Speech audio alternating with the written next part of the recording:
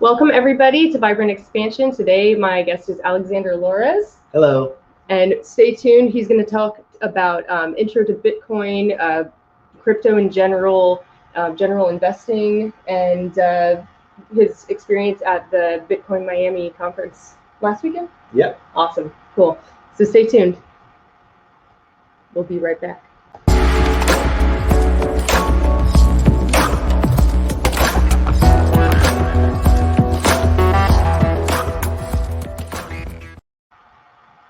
All right, guys, welcome back. So, Alex, tell me, Alexander. Thank you. Yes, good to be here. Heidi, thank you for having me. You're very welcome. I'm excited.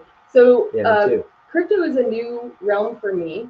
It's something that I've researched into a little bit. I have some friends that have gotten into it, and I thought it would be awesome to have you on because you have a website called thelatestblock.com, and that serves as a blog also and a main site. Yeah, there's a news site. We pull news sources. It's the curated news, so we have news coming from all different places. Awesome. Plus, we have our own blog on there, which is a lot of educational articles, and it's taken from my Medium blog, plus also some other contributors as well. Awesome. And just so you guys know, all of these links that we're going to be talking about, his main website, the Medium blog, and all of his other social media is going to be posted down below in the description section, so you can check that out at any time. That's definitely worth looking into.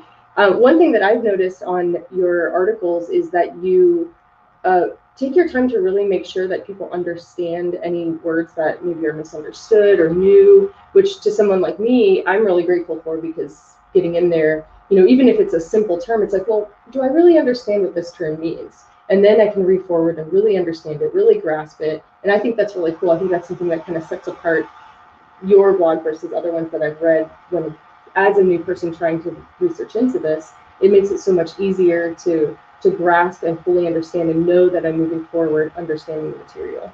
Yeah, and it's very important to me. You know, I'm trained in the study technology from Ellen Hubbard, and it's probably the biggest thing in the education system today, that kids go by words they don't understand, and as adults we go by words we don't understand. Right, and yeah. The biggest barrier to widespread adoption for Bitcoin or any technology is for people to understand it. Right. And to understand it, you have to understand the basic terms, what they mean. And it can be even more confusing when you have a technical subject such as Bitcoin or economics, or any technical subject where there's a word that looks just like a normal word in English, but it actually means something else. So people don't realize they don't get it, they go by it, and then they get confused because they think it's something else, and then they wind up not understanding it. Getting partway through the page, thinking they're reading about what they think, and then you all of a sudden go, wait, something doesn't make sense here. I must have misunderstood something. Yeah. And a lot of the critics out there, and critics on Bitcoin and other subjects, the first thing is they probably don't totally understand what they're talking about. Some of them, you know, are against it actually, but many of those that think they're against it don't quite understand it. Right. Oh, that's a great point. Yeah. So do you find that in this world that there's people that are very against that movement, and is there a controversial type of thing with that, or? Yeah, absolutely. I mean, you look at a little bit of the history. Actually, I'll get to the history in a moment, but yeah, I mean, Senator Elizabeth Warren just went on publicly, frankly, ranting about, you know, how bad it was. Charlie Munger, one of the partners in Berkshire Hathaway with Warren Buffett. Okay. You know, people, frankly, in their 70s through their 90s don't necessarily understand the newer technologies. So it's understandable they're critical of it because it's not what they're used to doing or what was successful for them in Charlie Munger's case. Right, okay. In Elizabeth Warren's case, and unfortunately also Donald Trump, I don't think he gets it. Or, you know, there was a statement that it was a threat to the dollar, and there's some circles that feel that way. But the fact is, it's the future, and it's a new technology, just like the internet or email looked strange at first, and some people said it was a fraud, it was a scam. Right, right. It's never going to replace, you know, the post office or going to the library. I think it's obvious that it has. Right. And then that's something that I've heard with, you know, is a lot of stores and different companies are starting to utilize that as a basic type of currency. Like, I believe you can purchase a Tesla with crypto now, correct? Well, that's actually part of the controversy. Elon Musk actually did announced that, and Tesla did accept it as currency, and then citing environmental issues, they actually refused to accept it. But honestly, it doesn't make any sense because there is an energy debate, there is an energy usage debate, and we get into more of that. It's a deep rabbit hole, honestly. Right. But the actual Bitcoin transactions take very little energy usage. Oh, okay. So I think he was pressured by investors and okay. some of the larger corporations, were mainly pushing it on a political angle to look kind of, as we say, virtue signaling. Right. That's my personal take on it. I don't fully know because he hasn't come out, and Tesla hasn't come out and particularly justified their opinion on the matter. Right. Okay. So yeah, definitely something to keep an eye out on and keep following. And yeah. Well, go ahead, sir. Well, no, it's just interesting because one of the things that I've heard that's maybe controversial about crypto in general is oh well, it's not dollar for dollar, and it's like, well, honestly, the dollar bill isn't backed by gold anymore anyway, so it's it's shifting gears to something that's probably more efficient. Yeah, and if you look at, actually, this is a great time to go into the history of Bitcoin because awesome. Yeah. In 1971, the U.S. was the last country that I know of, last major economy that went off of gold, right? Okay. So actually going back to the history of money a little bit, originally, money was a useful invention because if I was a farmer and I had wheat and you had a dairy farm and you had milk, if I wanted to buy some milk, I'd have to find you. Right. I hope you wanted wheat. If you had tons of wheat, I'd have to find somebody else. So it became very clumsy, the barter system, right? Right. The original financial system of me finding somebody who would trade what I have for what you want. So the idea of money came into use, and where money is an idea backed by confidence that if you give me some money, I can actually use it tomorrow with somebody else. Right. Okay. Yeah. So it's a lot more efficient than carrying around my wheat. Right. And looking for someone who has milk. At the same time, if we're in a country that doesn't exist tomorrow, and it's backed by just that country, someone else, maybe even you, might not take the money tomorrow that you gave me today. Right. So it's an idea backed by the confidence that I can spend it somewhere else. Right. So originally it was backed by commodities. So if you have gold and the country no longer exists, you still have gold or copper or silver. You have your little coins; they're worth something. Right. If it's just paper, you have to really have a stronger trust in that government, because, and there are many times over the years in civilization that governments have collapsed and money became worthless. Right. And there is a situation where governments are trying to raise more money. I'm not going to go extreme on either end, but let's just say that it's an imperfect system. And since the Roman times, even the Romans, they didn't have paper money. They didn't have a lot of the things we have. They didn't have stock markets, but they did devalue their currency. They actually had, I believe, copper. May have been gold, copper, silver, different times. I think copper was the main one. They would melt it with a very cheap metal, like lead, and they would have twice as much currency. But they were actually devaluing their currency in the same way that now, move forward, in 1971, the US dollar was backed by gold. There were certain laws, the regulations about, there's amount of dollars equals a certain amount of gold, and we can borrow against it. So maybe it's 10 times, 20 times. Right. Okay. And then they just gave up completely and went off the gold standard and just print money by order.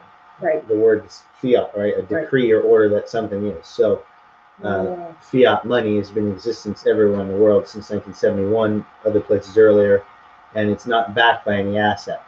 So it's backed by your hope and trust in the government existing and to some degree not devaluing its currency.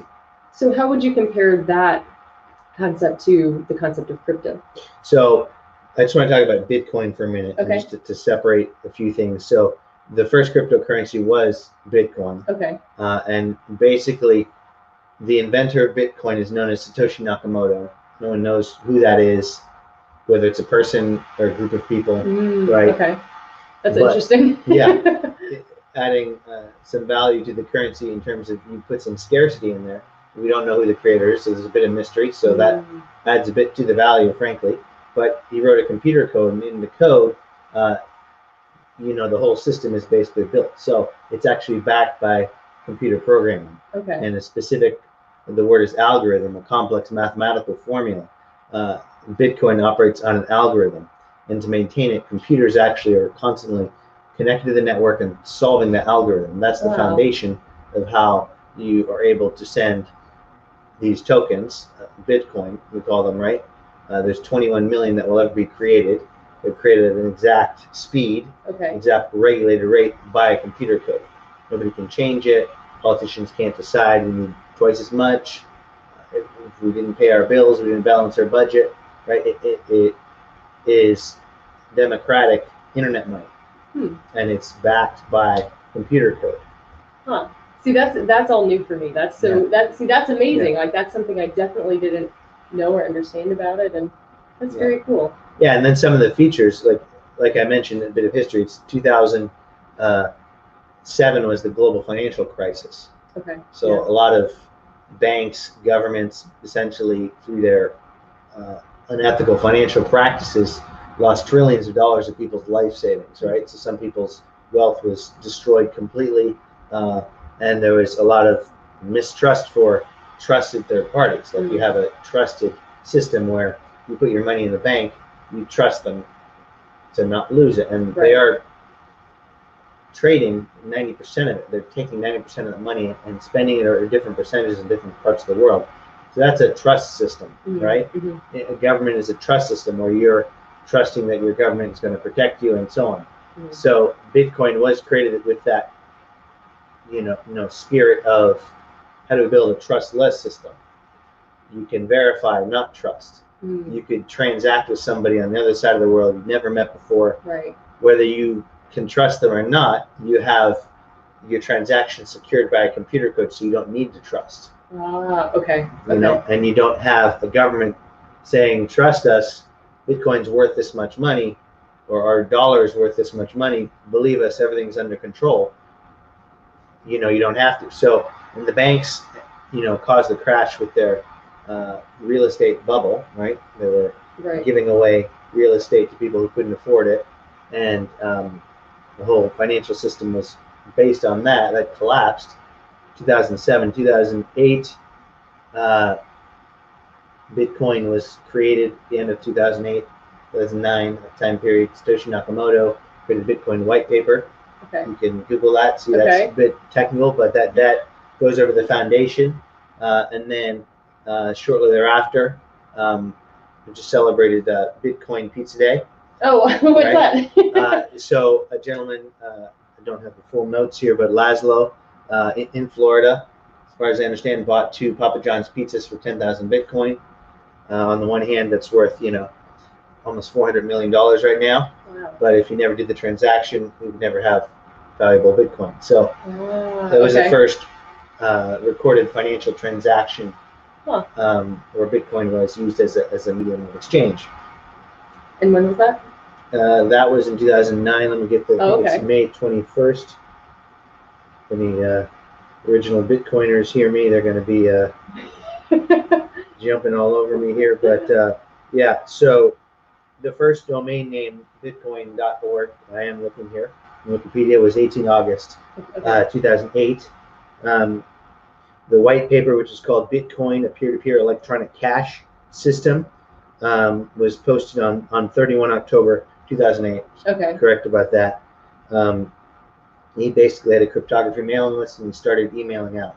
Okay. And then,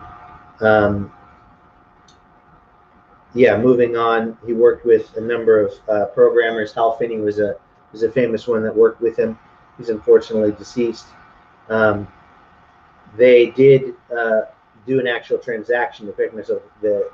On 12th of January 2009, Satoshi Nakamoto sent 10 Bitcoins to Hal Finney. Okay. So that was between the first peer-to-peer transaction. Right. The first terms of purchasing of an item in a store was the 2 pizzas, and that was on the Papa John's, and that was in May 2009 or 2010. I'm going to get trouble. But we celebrated Bitcoin Pizza Day in May. I believe it was May 21st. So that kind of was the beginning. Around 2010, 2011, the first exchanges existed where people started trading on it, and it was assigned a value for the first time. quickly went from 1 cent to $1. Okay. And it's had a series of, as we say, bull markets, like when the market is going up.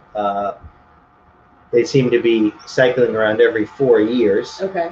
And it went up to, into the dollars, then crashed, then into hundreds of dollars, then crashed, then $1,000, and then crashed, and then 20,000 and crashed, and so on. So we're in another bull market. It's gone up, it's gone a bit down, but essentially, as it matures, it gets bigger and bigger. Awesome. Right? Because the supply is, as I mentioned, regulated. There will only be 21 million Bitcoin. There's somewhere close to, there's over 19 million Bitcoin that's been created. Okay. And what happens every 4 years, without getting too complex, a little less Bitcoin is created. Oh, it's like the speed cuts in half. Okay. Of how much is created every 4 years. The opposite of an exponential. Yeah. growth. So it's not exactly deflationary, but compared to current, central bank currencies, it's extremely deflationary because their currency is going up like this. It's controlled and slowed inflation, essentially. Do you know why they chose 21 million? Not totally certain. Okay. I have to read the white paper again, but the idea was a finite number makes sense. A finite supply to make money scarce, giving it value. When you have money is scarce, it adds value. When you have endless amounts of money, goods are scarce, you get a lot of inflation, which is happening now. So when you have these other coins popping up, because there's like all these different ones, there's like the stable coins, and then there's, is that something that somebody just saw what Bitcoin was doing and they said, hey, this is a great idea, let's kind of copy and mimic it and do the same thing? Yeah, I think there's various reasons. Some wanted to innovate. There's definitely some people that clearly were in it for the money and there's not necessarily a value. I will say that Bitcoin is the oldest network. It's the strongest. Its size is a strength. This actually gets into the energy debate, but it's a feature, not a bug. The way these computers have to spend energy to secure the network actually makes the network unhackable. Right, okay. Right, which again, a major feature of Bitcoin, as well as many other cryptocurrencies, not all of them, many is decentralized. Decentralized, right? If you could break it down really simply, a blockchain is what Bitcoin is. It's basically a very fancy database. Okay. It's not exactly that, but it's essentially, if you could break it down completely, an extremely fancy database. Okay. Database you have on your computer, Microsoft Excel, you store a little bit of data. Okay. More larger databases, we're looking at millions of pieces of data, like all the customers of Visa, for example. Oh, okay, right. Right, there's millions of pieces of information. Visa gets hacked, their central database is hacked, hackers steal the data, as has happened with, I don't want to throw Visa under the bus, I know Equifax was hacked, I believe Target was hacked. A lot of corporations have their databases that have been hacked before, and financial data has been stolen. But they're not on a blockchain. Correct. That's the main difference. Okay. So they're in a central location. It's centralized data. A blockchain is decentralized data. Okay. Imagine hundreds and thousands and millions of computers having a copy of that.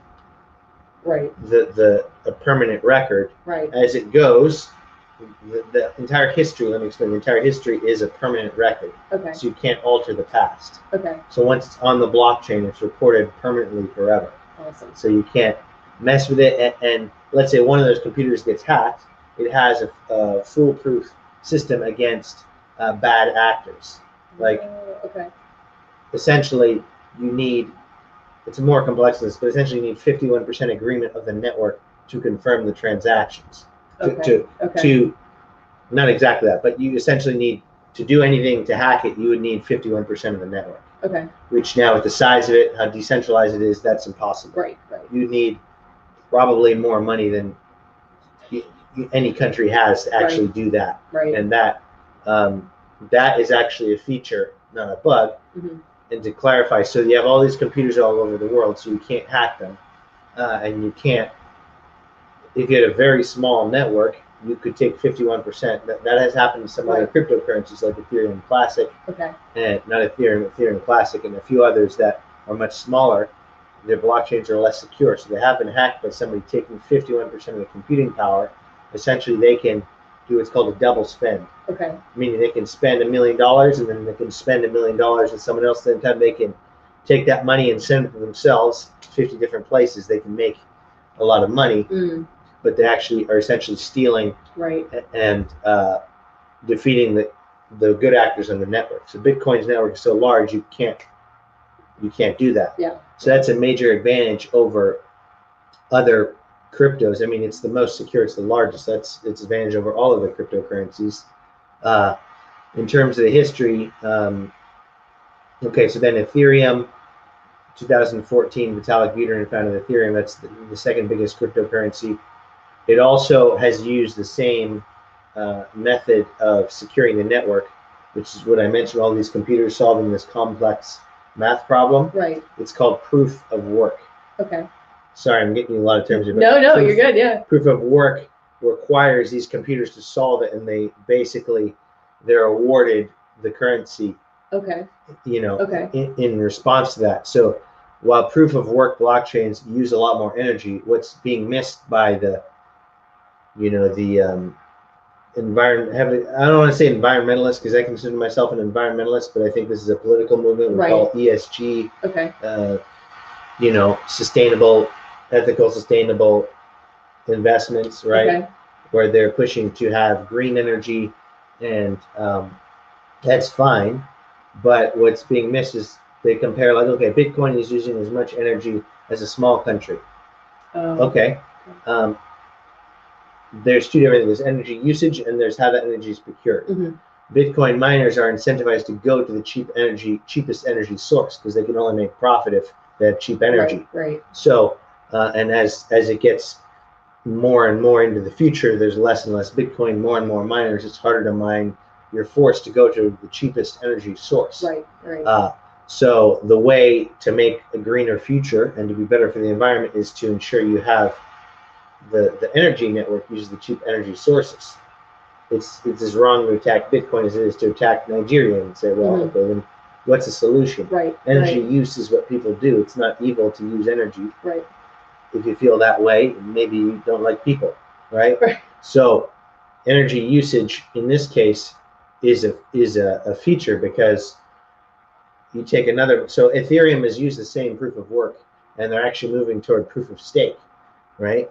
The main reason they're doing that, this is also controversial, they're doing it to use less energy, which is true, it uses less energy. And proof of stake, you said? Stake holding, okay. Essentially the same thing you do in a bank. Okay. You have money in the bank, you have more power and control. Okay. You have a lot of Ethereum, it's a certain amount, it's too much for an average person to get at this point. If you invested right in the crash and at the beginning of COVID, you could have gotten, you need 32 Ethereum.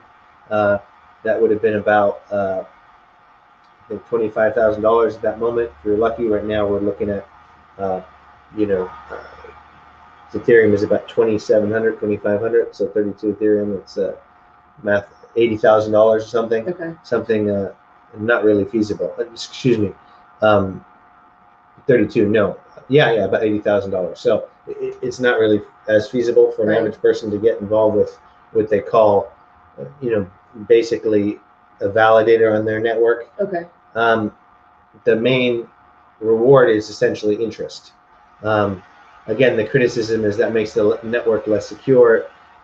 And another criticism is that the founder, Vitalik Buterin, and a few of the other founders, 70% of the coins were pre-mined. So they essentially made themselves billionaires for building a network, which isn't totally wrong either. It's kind of the same as the Silicon Valley model. Okay. I mean, the people that built Facebook and Twitter and Amazon and they're billionaires and they built a great product. So again, it's not totally wrong, but that's the main thing where Bitcoin and Ethereum, where they're originally both proof of work, they're now kind of diverging in those things. Ethereum really has a function to build applications on top of it, which is its main value. Okay. Bitcoin's main value is that it's an unchangeable, not completely, but essentially unchangeable force. Right. And its strength is from not changing. Right. And there are now networks being built on top of Bitcoin that originally weren't set up, but that was the original idea of Ethereum as a coin that you could build on. There's something called the Lightning Network where people can do peer-to-peer transactions very cheaply, very low cost on top, a separate network from Bitcoin. So it's so expansive. It really is. It's expansive. There's other things, happening right now. There's a lot of trends of something called non-fungible tokens, unique tokens. A lot of digital art is being put on these tokens, or we have evidence on a blockchain that you own that token. Okay. And that's becoming a huge movement in the art world right now. But back to Bitcoin, okay, strongest, biggest network, proof of work, makes it secure, it's decentralized. Another feature of Bitcoin and other currencies, you can have it on a wallet. You have it on your own wallet, essentially. Some of these wallets look like flash drives. They're called hardware wallets. Okay. Yeah. Is there hot and cold? That's a little different. Essentially, again, I'm not fully an expert on all the technical sides, but essentially a hot wallet, as I understand, is connected to the network. It's actually on the blockchain. Okay. Whereas what they call cold storage or a cold wallet, you want to have your wealth, you want to have your Bitcoin, your other currency stored somewhere. You can have it where it's not necessarily on an exchange, on a place where people could. You can't hack the network, but you can hack an exchange, and you can hack if you have the way to steal someone's money is basically there's what's called a private key. Okay. There's a public key. You can send me my Bitcoin. I can send you Bitcoin with your public key. Okay. You can post it. Everyone can see it. I can take your money if I have your private key. A criminal can steal your money if they have the private key. Is that the 12 words? That's one form of getting it. But that's essentially your lock on your wallet, right? I heard a story recently. I don't know if the gentleman purchased Bitcoin or Ethereum or which one he went with, but he invested, lost his 12-letter key. Yeah. And what he like invested, $200 million. Yeah. So that was a very sad story, and there's been a few million Bitcoin lost. Wow. Which of course adds value because we know that money isn't going to get spent. So there's probably out of the, I believe the number, again, I could be a little off, but out of the 19 so million Bitcoin in circulation, I think somewhere around 3 million has been lost. You can check it out with a website called chainalysis.org. It's chainalysis.org. They are like data scientists on the blockchain. They've been studying this. They can help you recover your code if you have half of it, this kind of thing. Stephen Thomas was a Bitcoin programmer, also very heavily involved in Ripple and XRP.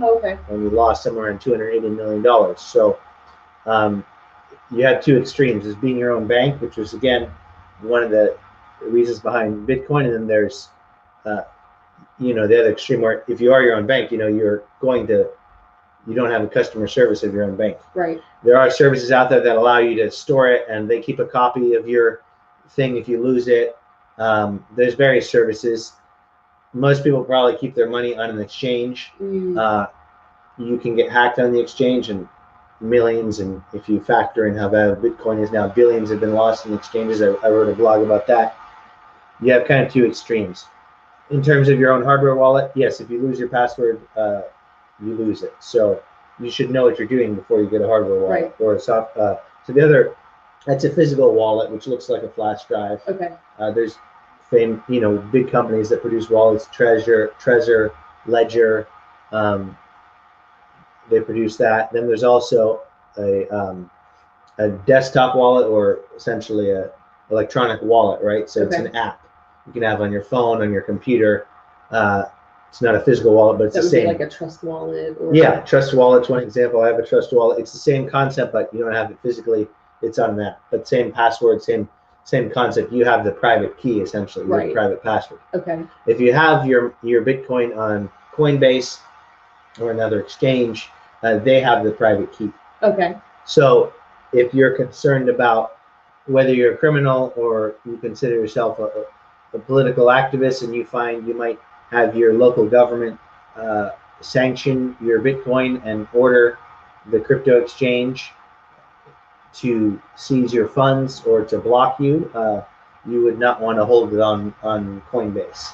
If you're concerned about it being hacked and stolen, Coinbase and Gemini and none in the US have a lot of regulations and a lot of insurance, and Coinbase is now a publicly traded company. They're not going to run off with your money. And if they're hacked, they're insured, so it's more safe than some other foreign exchange. You don't know where it is. You don't know. If they might.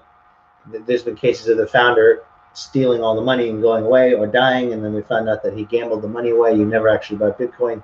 That's happened. So you can definitely lose it, both extremes. Someone else's care and your own. So if you're going to keep your own, know what you're doing. research it, have your password in several places, have it in a secure location that's password protected. If it's connected to a computer, have your written down passwords. I have a friend who has it in a fireproof safe, so if his house burns down, he still has his password. I've heard a few people that keep it like that. Yeah. So keep it in multiple locations, and don't post it where easily. Don't put it on your computer in some unsafe location where easily someone could hack it. Don't email it. Don't share it. Right. Some tips, but essentially I was getting into that. I'm going off a bit of a tangent on wallets, but if you have it on your own wallet, let's say you're in a country that, Lebanon, for example, if you have money in the bank, you can't just take it out because they went bankrupt. So they let you take out $50 worth of money, US dollars worth. Their currency is devaluing at an extreme rate, thousands% inflation per annum, right? Okay. So if you're keeping their money, you had $1 million about 2 years ago. You've got about $100,000 now. You've lost 90% of your value. If you had some of that in Bitcoin, because the price went up, even if the price didn't go up, you'd at least secure your money there. Right. If you want to leave the country, you want to transfer your money out of the country, you cannot. Oh, wow. If you have US dollars that you've deposited in the last year or something, they'll let you send it out. Otherwise, you can't. If you have their own money, it's worthless. They're even setting, like, by law, our money is worth this much against the US dollar, but in the real market, it's not. It's much less valuable. Okay. So you're screwed if you have the local currency. If you have it in the bank, you're screwed because they spent it already. It's gone. Right. You can't even send it out. You can't. They don't have also, because of the situation, they also don't have PayPal and Cash App. You can't get a credit card because of the money system. So if you have Bitcoin and Bitcoin wallet, you can leave the country with it in your pocket. You can send it to somebody in 5 minutes.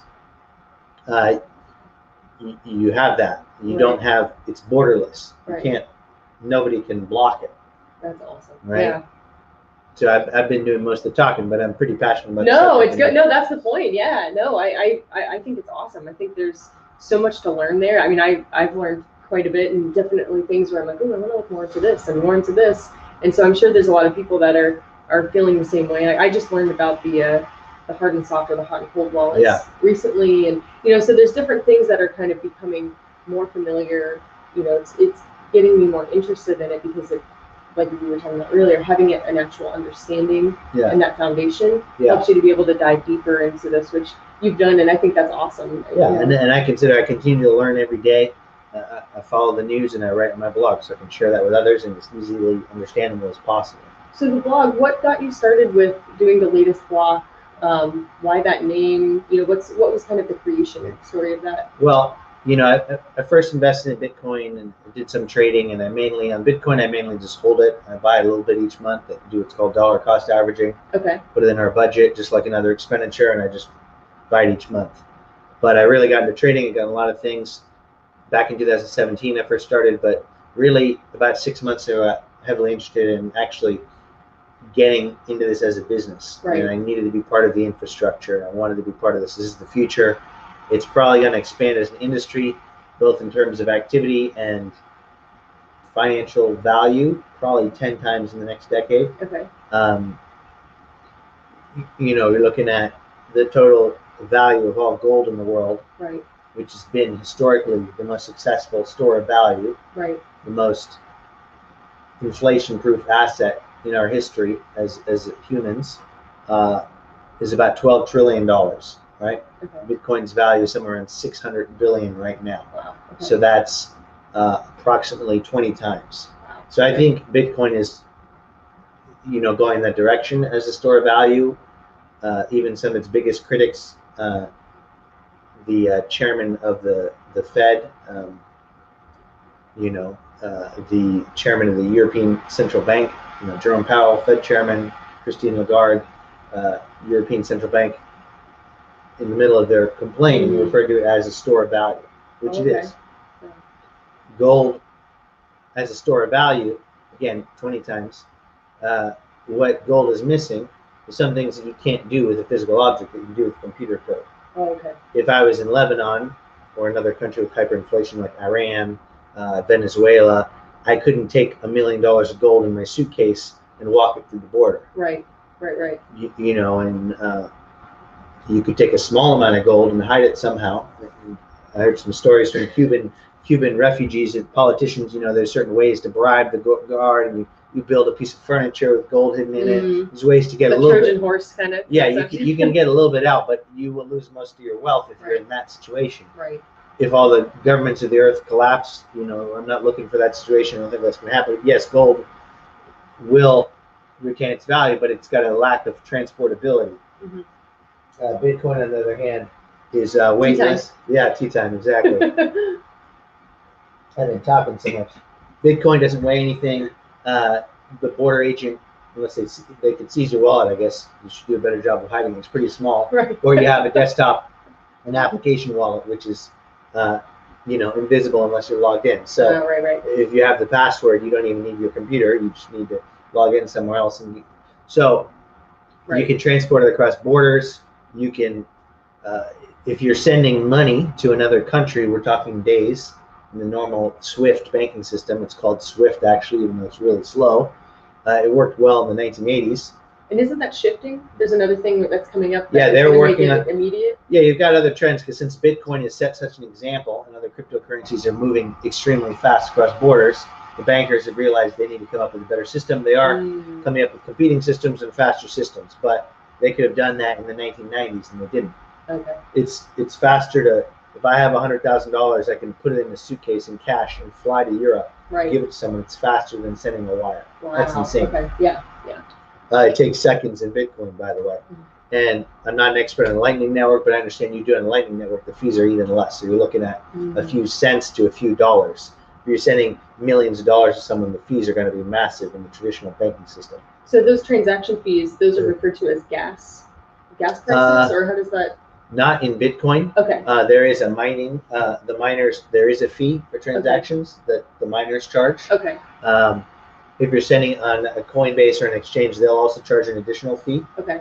But as a comparison, okay, so let's take El Salvador, right? Okay. I was talking about adoption and currency. So they have not had their own currency for a while. Their currency at some point in the past, I'm assuming, I actually don't know this, but other countries like Zimbabwe, they had a currency. They gave up on their currency. They kept printing more. Didn't work. They just use US dollars. Okay. So El Salvador uses US dollars, or has used US dollars as a currency. So, you know, without getting into all the advantages and disadvantages for the country, obviously, if you have a central bank and you print your own money, you have a bit more say in what happens with the money. Right. You can go to the US dollar if you've totally failed and messed that up, which some have. And they just adopt it. They adopt the US dollar. Okay. There's no currency. Some people might accept the old currency, but it's a joke. We're talking trillions of dollars, billions of dollars. Somebody was had a suitcase of Venezuelan dollars. The Bitcoin conference was throwing it everywhere. You know, $100 bills, which are worth, if you had a stack, it'd be worth less than a penny. You know? So it'd be almost wasteful of your energy to go and pick it up. Okay. If you were doing a job at McDonald's, you'd lose money by picking up a $100 bill. Right? Wow.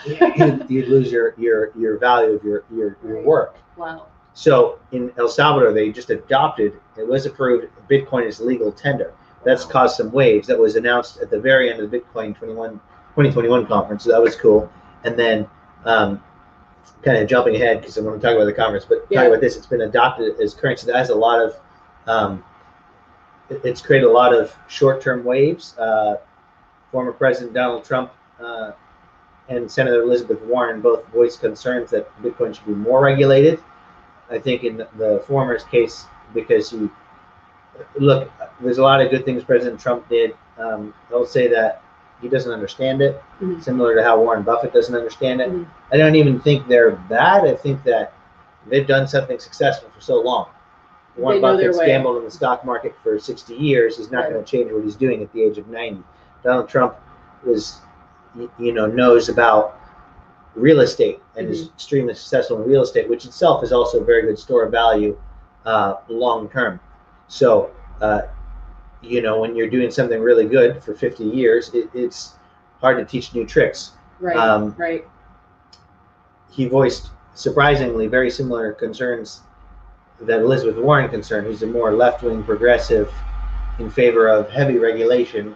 Mostly President Trump was against regulating businesses, but it was a sign that proponents of the U.S. dollar feel threatened. Right? Oh, okay.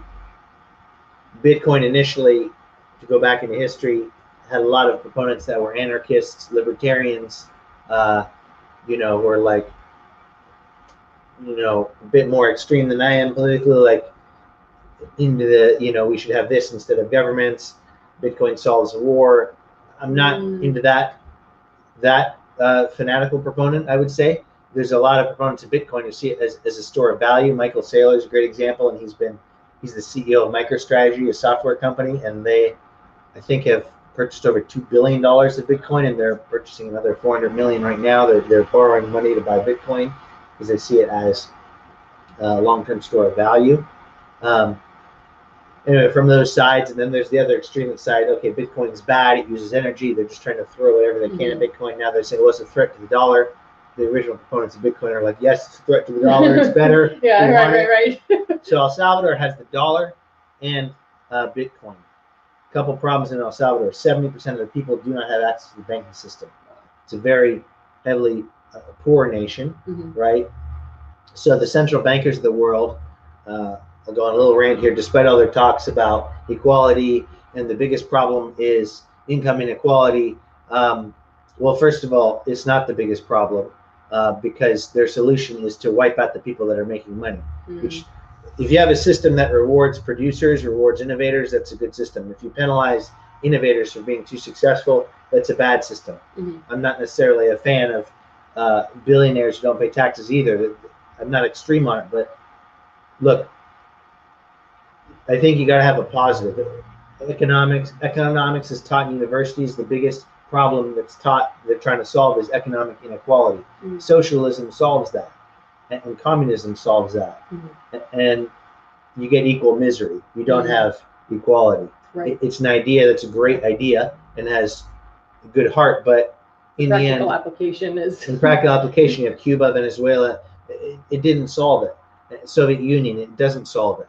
So I'm more a proponent. I'll say I kind of coined this term of diverse prosperity. I want everybody to win. I want to spread that wealth.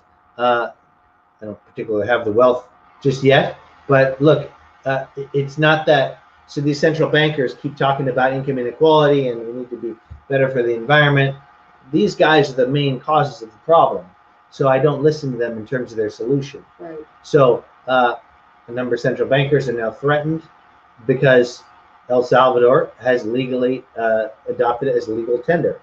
Okay, let's go back to the situation. 70% of the poor, 70% of the people in Nicaragua don't have access to a bank. Right. 50% of them have have internet access of some kind, of a phone. So if you send your family member in El Salvador $100, right? A lot of people come here, they send money back. You have a 10% fee on Western Union, and then you have the gang members waiting at the Western Union. They're going to take another fee from you. Right. So that, and the fact that you have very high inflation, you're losing 10% of your money there too. Right. So your money is whittling down to much less. With Bitcoin, it's not lowering value. Even from the crash, in many of these places, it's much more stable than their currency. Right. And long term, it's not going down long term like every other currency in the world, which isn't backed by anything. Right. Right. So you can send Bitcoin, send $100, $1,000, $10 on the Lightning Network. Your fee is in the cents, and you don't have to take a bus 2 hours to the Western Union. Right. And you don't have to risk. It is generally a more violent country, than we are now. So you don't have to risk travel. You can get it in your home. You can get it instantly, and now you can spend it anywhere. Yeah. I'm sure that there's some application, but legally, any merchant can accept it. So the company Stripe is working hard. They also, as a legal tender, there's a tax implication. It's currency.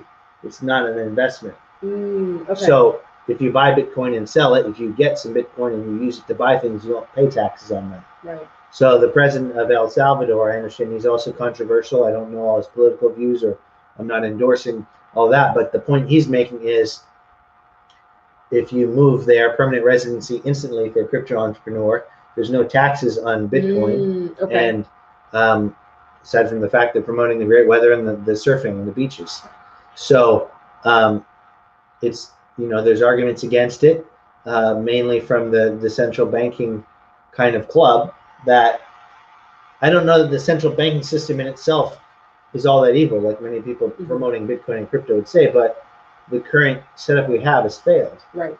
And so when you look at the facts, like even taking the opinion aspect out, just looking at the facts alone. Yeah. And these are great perspectives, because this is all definitely new information to me, and it's really so interesting to see it from different perspectives of different places of the world, and how people are actually living, and what are they actually doing financially, and how does their dollar system work, and what's their currency, and how could this possibly help solve some of those things without going down that communistic route. And then you look at inflation in the U.S. is now 5% over a year from last year, right? It was over 4% last month. They said it would be temporary. They being Janet Yellen and the Treasury Secretary and Jerome Powell, the central bank chairman, and a lot of economists. Now it's 5%.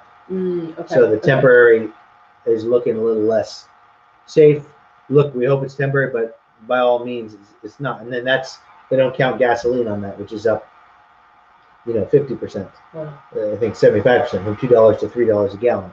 So it's affecting you and your personal money. So if your savings are in U.S. dollars, you're losing value. You're getting 0.05% interest in a bank account, and the inflation is 5%. You're losing 100 times more than you're saving on earnings. So Bitcoin, long term, has been the best asset. It's increased in value over the last 10 years, the most performing investment asset in terms of the store of value. You have that additional level of security. If you have Bitcoin in your wallet, it can't be taken from you. It can be, it can be taken from your bank account. It can be taken from your Coinbase and Gemini are regulated. They're not going to. They're going to cooperate if the IRS issues a subpoena and it's legal and they have a warrant. On the plus side, Bitcoin is transparent. You can see the transactions. So the Colonial Pipeline hack, they stole all that Bitcoin. The FBI had their address, and they got a warrant and they took it back. Wow. I think 80-90% of those funds. So Bitcoin, another lie out there is that Bitcoin helps criminals. It helps everybody, but if you're a stupid criminal and you hack you don't know how to do it, you put it on that wallet that's probably a known exchange wallet. The FBI got it back. So Bitcoin helps everybody. It's democratic. It helps.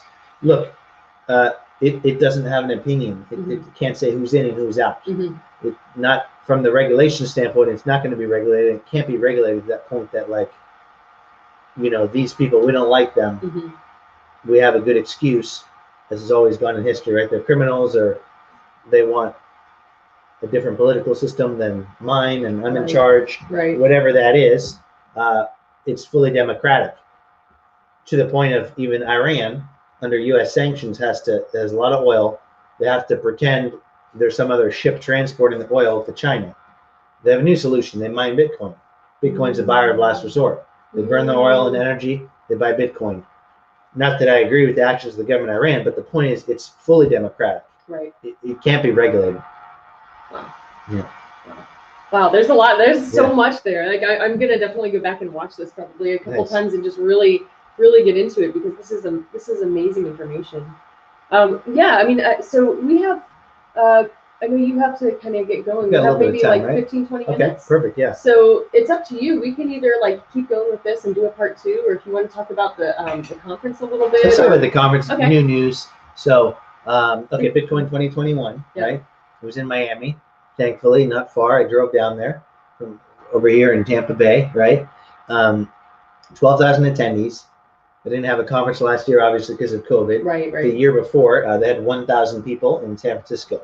So it was explosive, nonetheless. Wow. Yeah. They a lot of great things. They obviously weren't expecting that many people. I waited in the sun. I got a little bit of a lobster tan.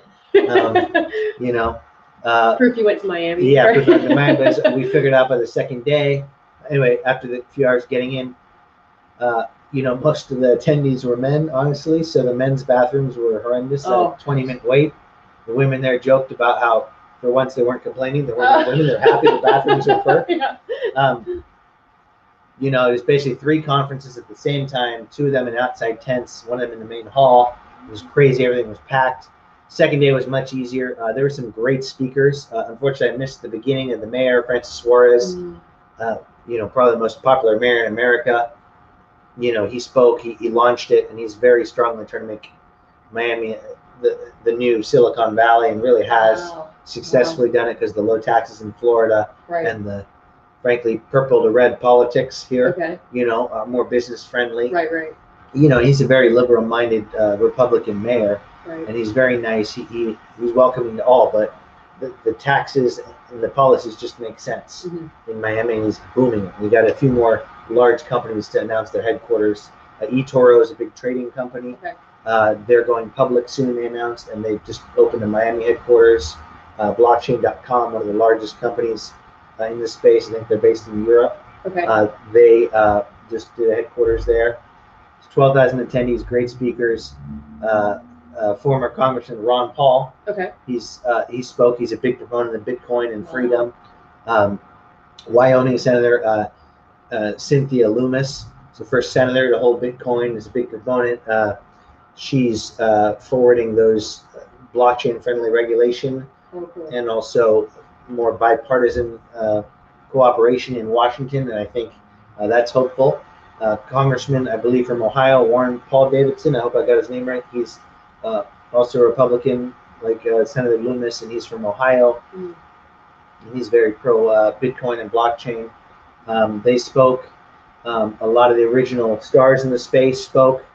It got a bit wild. Some of the controversy with Elon Musk. First he was loved, then he was kind of hated. And then, he said Bitcoin mining used too much energy. Then he said let's basically work for greener energy, and it was viewed by some as, I am new, I'm here to regulate you, I'm a billionaire. Right. Listen to me, I'll tell you what to do. So Max Kaiser is one of the original Bitcoin holders.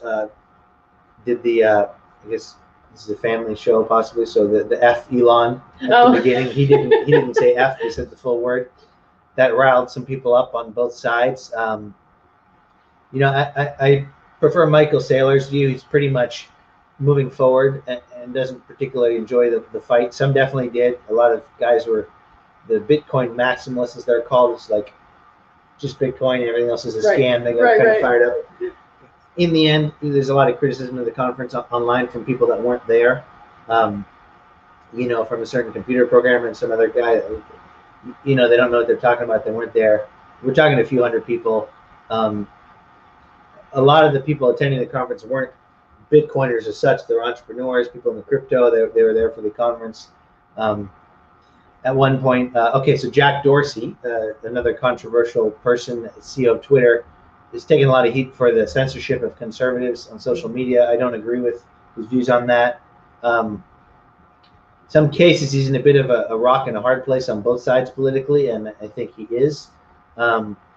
He spoke and said Bitcoin was the most important thing he's doing in his life, which I thought was fantastic. His other company, the CEO of Square, is the one that owns Cash App.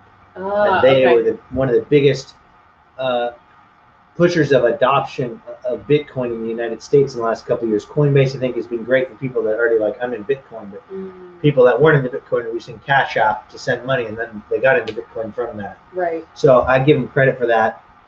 Laura Loomer, who's an influencer who's deplatformed off of Twitter, actually heckled him and stood up and was yelling at him and had to be escorted off by Peter McCormick, the MC, who did really well and actually invited her onto his podcast, so that he said clearly he doesn't agree with her, but he doesn't agree with deplatforming, so he's giving her a voice. He's going to interview her on his podcast. Peter McCormick, he's on Twitter. I forget the name of his podcast, but he's one of the top Bitcoin influencers in the world, and he handled that smoothly. Anyway, that was some side excitement. And then on the next day, in response to Max Kaiser's Elon Musk has been a big proponent of Dogecoin, which is known as really a meme currency, a joke, and a lot of people getting fanatical about it. As Mark Cuban said, one thing in his defense is it's better than the lottery. Lottery is not a zero-sum game. It's a fundraising action by the government. Mm-hmm. Gambling in a casino is not zero-sum because the casino is winning. Mm-hmm. Gambling in the casino of Dogecoin is still a gamble. It is still a casino, but is there any actual value behind Dogecoin, or is that totally just a? It is a cryptocurrency. It is. It's okay. essentially a copy off of Litecoin. Okay. It was programmed in 2 hours. Its creator didn't intend to do much with it. Didn't realize it would become so big. And Elon Musk promoting it as a joke, taking it to the moon, mm-hmm. has really been a major source behind it. I think it has potential. You can send and receive money with it. It's kind of payments centered. It's not very secure. It's not a small amount of miners on it, so it's a lot riskier. Yeah. And its increase in value is mostly based on hype. Mm-hmm. It's a pretty impressive amount of hype, and a lot of businesses that are not involved with crypto started pumping it, like Budweiser, Slim Jim, to get their own publicity, and it's worked for them. Right. So Oakland Athletics, you can buy tickets. Dallas Mavericks, you can buy tickets with crypto with the Mavericks. You can buy the Athletics with Dogecoin now, with BitPay, which is a company that allows you to accept cryptocurrency. So there's some value. It's definitely not a stable, strong, secure network like Bitcoin. Mm-hmm. There's issues with the coding, and they have 4 coders that have essentially been working on it part-time. And look, I wrote an article, a blog called "Can Substance Follow Hype?" It's the moral question of Dogecoin. I'm not fully invested in it. I'm not fully against it. I've invested in it. I've sold most of my investments at a profit. Mm-hmm. I hold some. It's going to be fun. I'm curious to see what happens. Yeah. But anyway, back to the show. Yeah. This guy runs on stage interrupting one of the speakers. He's in a suit. He rips off his suit, his pants. He's got little shorts on and a Dogecoin shirt, and he screams "Dogecoin to the moon," and has to be dragged off. So that was entertaining. Some of the more relevant speakers, I would say, so Brian Brooks was the OCC, he was the head of the Office of the Currency Comptroller, essentially currency regulations. He was put there by Trump, very, very end of the administration. I think he was there for a month or something. Okay. He's the one that made the regulation that banks can accept and hold cryptocurrency for their clients. Okay. That led to Visa piloting. We talked about stable coins, right? I think we mentioned. Anyway, Visa is using that. That's because of that law. And then a few banks have been federally chartered banks that are Bitcoin banks, crypto banks, because of that law. So he made a huge step forward. The current regulators aren't very happy with that. I think they're wishing that would go away. The Biden administration, I think, the main goal they have, without getting political, is to raise more in taxes. So they like Bitcoin as a source of more taxes, essentially. Okay. And they want to get more taxes, and they want it more regulated. That's kind of a broad term. The Biden administration is thousands of people.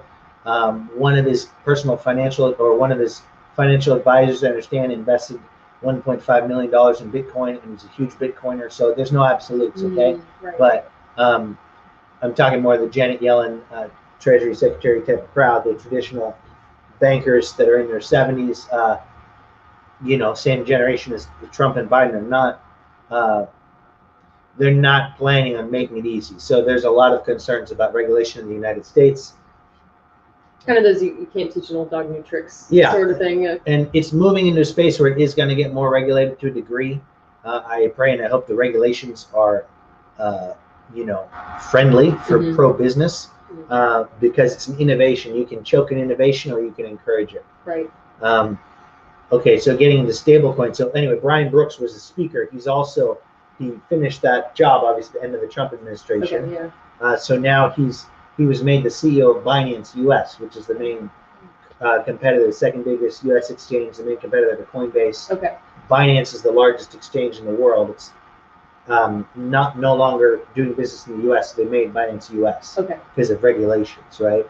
So he's now the CEO of that, and he's a pretty cool guy. So he was kind of slamming the energy narrative that was the anti-Bitcoin energy narrative, and the kind of those who'd hope it would be regulated out of existence, like Senator Warren, Elizabeth Warren from Massachusetts, a progressive senator who just went on a rant on CNN about it last week, right after Trump. He's more on the let's have a rule book, kind of attitude that you can follow, and the private sector, the innovators, the entrepreneurs, they're going to be solving the problems. Give them clear rules, because we don't have clear rules here in the U.S. El Salvador, it's getting even more unclear because there's even some law I haven't verified, but okay, if the U.S. and El Salvador have a treaty and it's on currencies, essentially Bitcoin is treated the same as a foreign currency at this point. So in that case, it may not be taxable, etc. Right? Right. The Biden administration is hoping it's very taxable and they get a lot of that money. So those are two different angles, right? I, of course, as an entrepreneur, I'm hoping to use the best tax advantage to build a successful business in the crypto space and not be taxed out of existence. So another reason why I'm in Florida, where there's no state, income tax, right? So anyway, Brian Brooks spoke. He was a great speaker. He made stable coins kind of more mainstream. Oh, okay. So what a stable coin is essentially is it's a currency pegged to it's a cryptocurrency pegged to a dollar, or another a euro, another currency. Okay. The main ones out there are dollars and euro. Okay. There's some euros, but it's mostly dollars. It's essentially supposed to stay a dollar in value. The original kind of big one was called Tether. Okay. It's famous. It's currently settled a lawsuit with the New York Attorney General because it's connected with a company, Bitfinex, which, as far as I understand, created Tether. Essentially did what the Fed does, which is print money, not backed by anything. It's supposed to be backed by a dollar. They've now had audits. They've settled. It looks like they are now backed by a dollar. Originally, it looked like they weren't. We're looking at billions and billions of these tokens being created. Right. So in response to that it looked kind of fishy, frankly, a lot of other stable coins were created by, there's the next biggest one now is called US dollar coin, USDC. Okay. And that was the first that was allowed on Coinbase. So especially for traders, people that are speculating in the markets, you want to buy low and sell high. What do you have to denominate by? You have a stable coin. So US dollar Tether is used for that. Okay.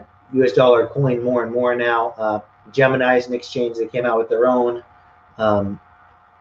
They're backed by generally, in Gemini's case, and Circle is the company behind US dollar coin.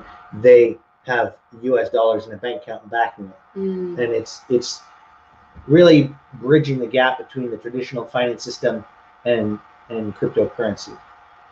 And as a trader, it's a lot easier to track how much money you made or lost if you have it. You sell it into a stable coin and you do that. It gets a little more confusing if you're trading with Bitcoin or Ethereum, the other main places that you're speculating in coins, because those change in value versus the dollar. So I think it's a good thing. The other benefit of a stable coin, frankly, is there's some places like Gemini just adopted it, but on BlockFi, which is here in the US, and Nexo, these are financial institutions. You can put your stable coins in an account and have 5, 6, 7, 8, 10% interest. Wow. Okay. Instead of a bank account where your money, if you're not into speculating, you still don't trust Bitcoin, you can take your stable coins, you can put them in BlockFi, Gemini. There's different rates, but I think we're looking at 5, 6, 8% per year, which at least combats inflation at this point.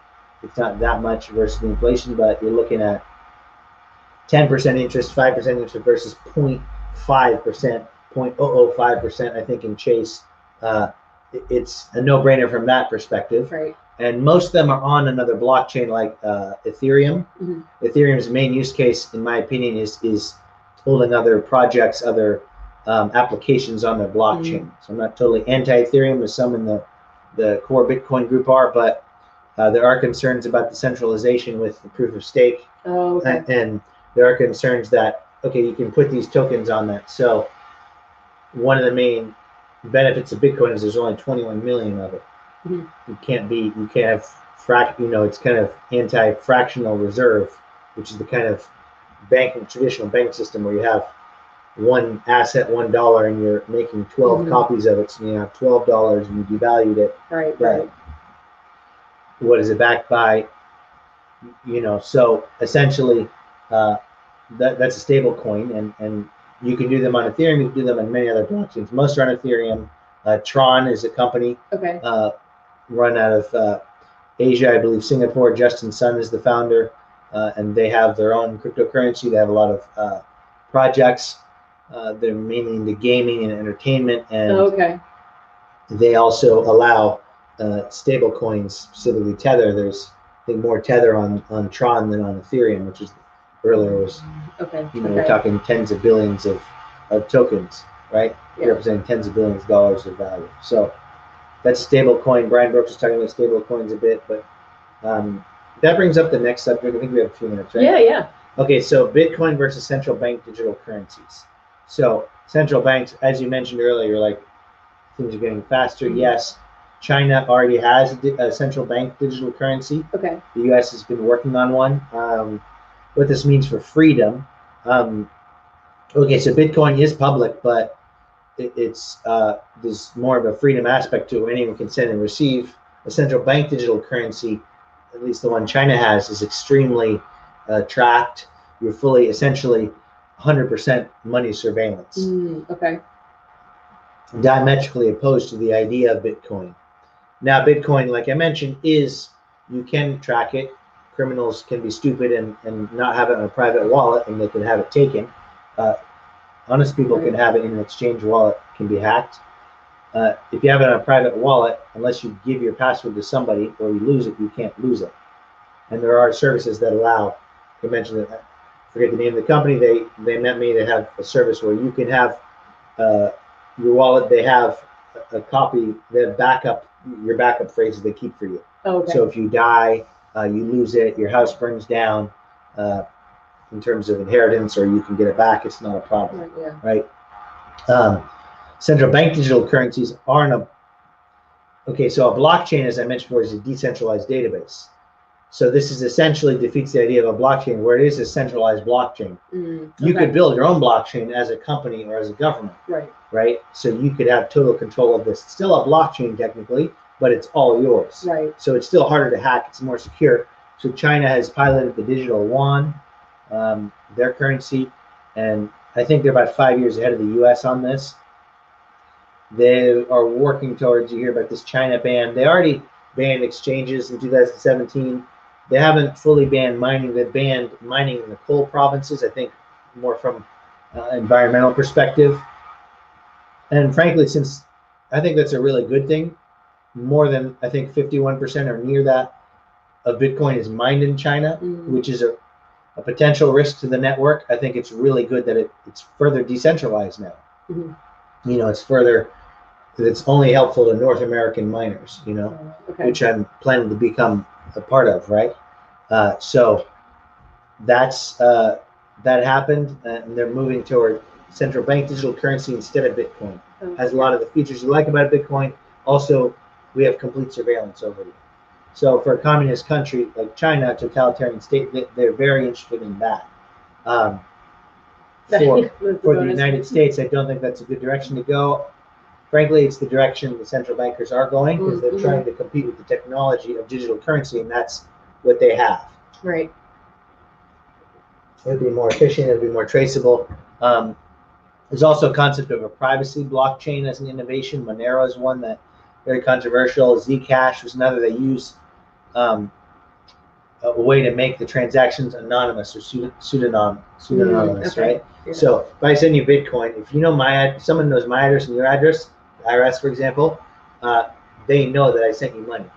If they're looking for a drug dealer, someone, I sent you $10 million, they clearly see it would be in Bitcoin, but they clearly see I sent you this much Bitcoin, right? I sent you 50 Bitcoin, 20 Bitcoin, and they're like, whoa, okay, that's a large transaction. What's happening here?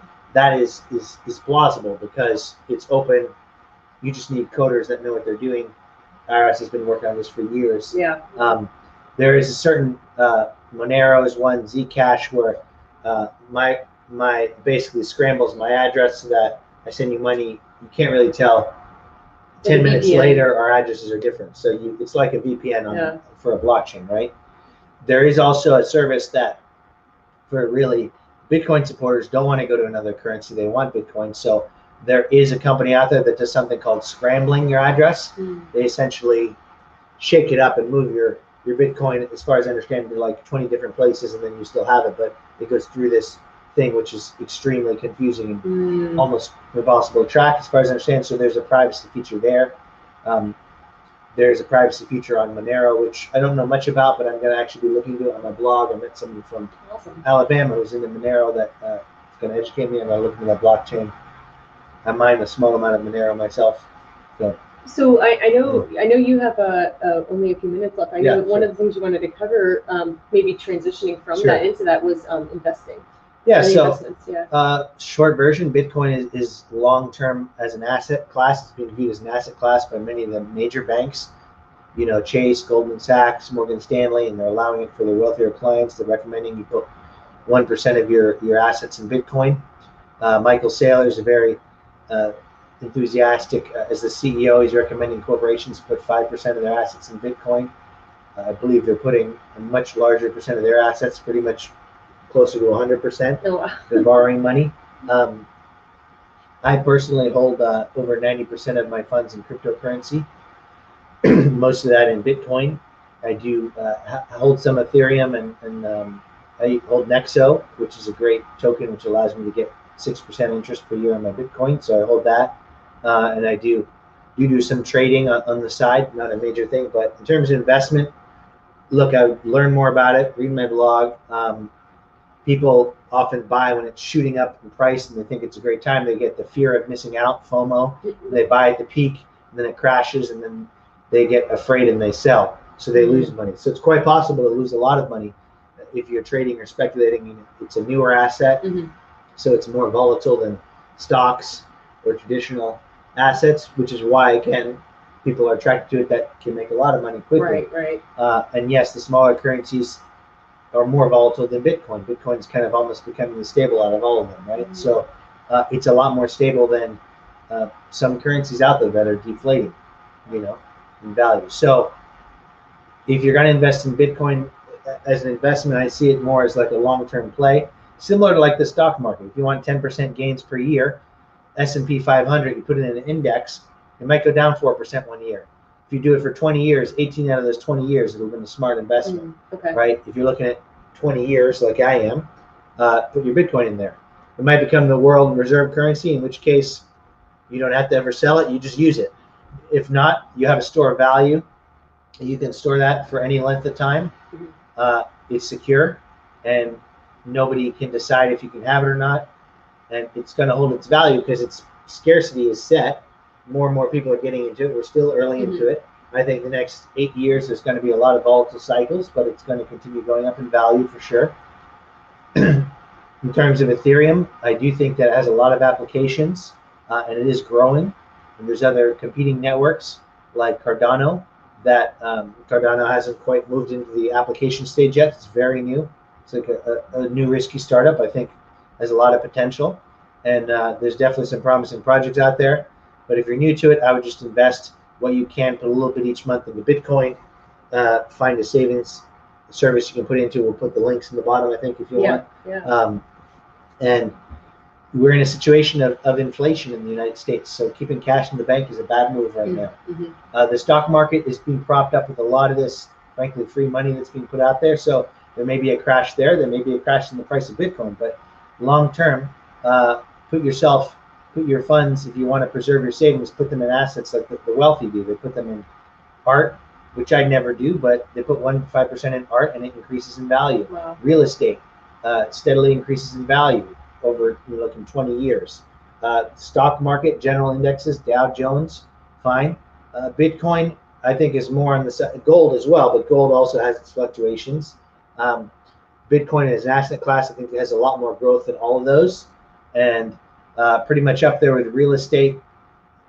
In terms of the problem with real estate, you can't move it. So you can move Bitcoin. You can also buy real estate with Bitcoin. You can sell it with get Bitcoin in a lot of places now.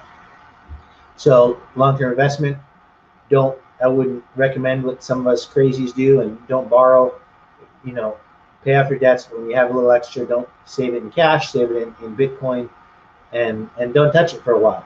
You know, you can also do precious metals and real estate as well on a similar basis. But Bitcoin is, to me, those things with 21st century technology. Right. Yeah. Well, awesome. Thank you. Yeah, you're welcome. It was great to be here.